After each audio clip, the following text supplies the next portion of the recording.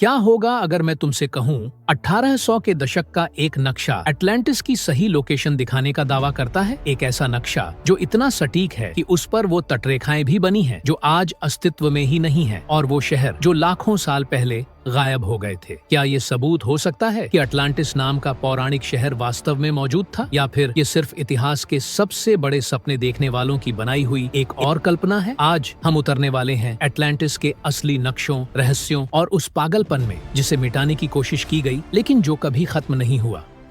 तो ये रहा एक नक्शा जो 1800 के दशक के आखिर में बनाया गया था। हर चीज में बेहद सटीक, महाद्वीप, तट, सब कुछ। लेकिन उस पर एक असंभव चीज थी। अटलांटिक महासागर के बीचों बीच एक महाद्वीप लिखा था, एटिलैंटिस। और ये सिर्फ एक नक्शा नहीं था, ये 4 नक्शों की एक श्रृंखला का हिस्सा था, जिन्हें एक ऐसे व्यक्ति ने बनाया जो मानता था कि ये नक्शे मानव इतिहास के सबसे बड़े रहस्यों को सुलझा सकते हैं। आखिर क्यों अलग अलग सभ्यताएं जो महासागरों से अलग थीं, एक जैसे पिरामिड, मंदिर और शहर बनाती थी, और क्यों लगभग हर संस्कृति में बाढ़, देवताओं और सुनहरे शहरों की कहानियां मिलती हैं? The legend begins. इन नक्शों को समझने के लिए हमें 2400 साल पीछे जाना होगा, एक दार्शनिक प्लेटो के पास। उसने अटलांटिस को एक परिपूर्ण यूटोपिया बताया था, पिलर्स ऑफ हेराक्लेस के पार, जिसे आज हम स्ट्रेट ऑफ जिब्राल्टर कहते हैं। एक ऐसा शहर जहां सुनहरी दीवारें थीं, शक्तिशाली सेनाएं थीं और अत्याधुनिक तकनीक थी, लेकिन वो सब एक ही रात में आग और बाढ़ के साथ समुद्र में समा गया। अधिकतर इतिहासकार कहते हैं प्लेटो ने ये कहानी खुद घड़ी थी, मानव के अहंकार और पतन का सबक देने के लिए। लेकिन अगर उसने झूठ नहीं कहा हो तो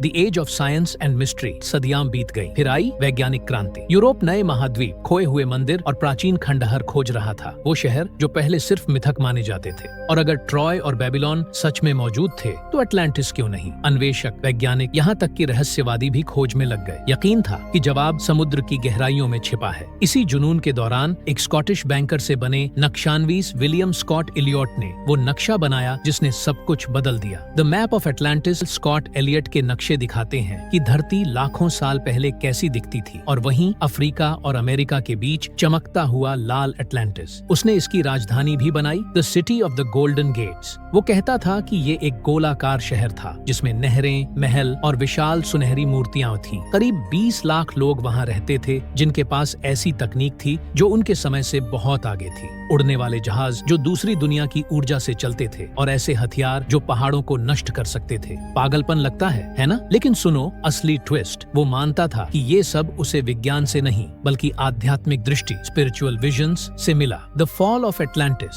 स्कॉट एलियट के नक्शे बताते हैं कि कैसे अटलांटिस नष्ट हुआ। वैश्विक आपदाओं की एक श्रृंखला में बर्फीले युग, बाढ़ें और बदलते महासागर। आखिरकार 9564 बीसी में अटलांटिस का आखिरी हिस्सा हमेशा के लिए समंदर में डूब गया। लेकिन उससे पहले वो दावा करता है कि कुछ लोग बच निकले, इजिप्ट, मेक्सिको और एशिया की ओर, अपने साथ देवताओं का ज्ञान लेकर। और यही वजह है कि आज भी प्राचीन सभ्यताएं एक जैसी दिखती हैं। The dark side of the story. लेकिन हर कहानी निर्दोष नहीं रहती। स्कॉट एलियट के विचारों को बाद में कुछ लोगों ने तोड़ मरोड़ कर पेश किया, यह कहने के लिए कि अटलांटिस के वंशज एक श्रेष्ठ जाति थे। यही विचार बाद में अंधेरे में बदल गया, यहाँ तक कि 1930 के दशक में नाजी सिद्धांतों को भी इससे प्रेरणा मिली, जहाँ हाइनरिच हिमलर जैसे लोग एक प्राचीन आर्य सभ्यता के सबूत खोजने लगे। एक मिथक एक हथियार बन गया, एक कहानी जिसने नफरत को जन्म दिया। The truth. तो क्या अटलांटिस सच में था? विज्ञान कहता है नहीं। किसी खोए हुए महाद्वीप का कोई भौगोलिक प्रमाण नहीं है, न ही अटलांटिक महासागर में कोई ऐसे खंडहर जो उस मिथक से मेल खाते हों। लेकिन फिर भी कहानी जिंदा है, क्योंकि अटलांटिस सिर्फ एक शहर नहीं, एक प्रतीक है उस परिपूर्ण दुनिया का जो हमने खो दी, और उस सपने का जिसे हम आज भी ढूंढ रहे हैं। एंडिंग। शायद प्लेटो का अटलांटिस कभी अस्तित्व में नहीं था, लेकिन अटलांटिस का सपना, ज्ञान, शांति और रहस्य से भरी एक दुनिया का सपना हम सब के अंदर जिंदा है। क्योंकि दिल की गहराइयों में हम सब मानना चाहते हैं कि लहरों के नीचे कहीं न कहीं सच अभी भी छिपा है और बस खोजे जाने का इंतजार कर रहा है।